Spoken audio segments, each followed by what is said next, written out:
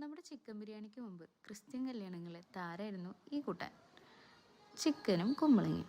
ചിക്കനിൽ ഒട്ടും വെള്ളം ചേർക്കാതെ മഞ്ഞൾപ്പൊടിയും ഉപ്പിട്ടും ഒന്ന് വേവിച്ചെടുക്കാം. ഇനി ഒരു അരപ്പ് വേണം.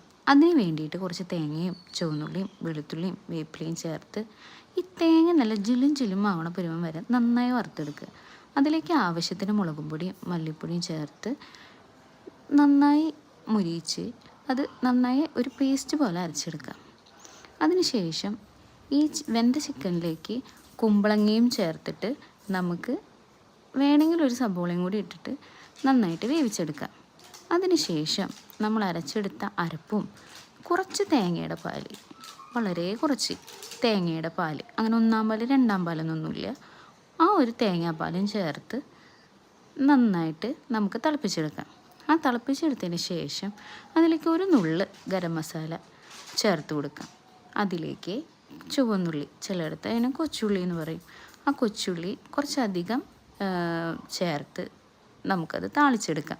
അതിലേക്ക് 2 കഷ്ണം കറിവേപ്പിലയും കൂടി ഇട്ടു. അപ്പോൾ നമ്മുടെ ടേസ്റ്റി ആയിട്ടുള്ള ചിക്കനും കുമ്പളങ്ങി അങ്ങനെ റെഡിയായി.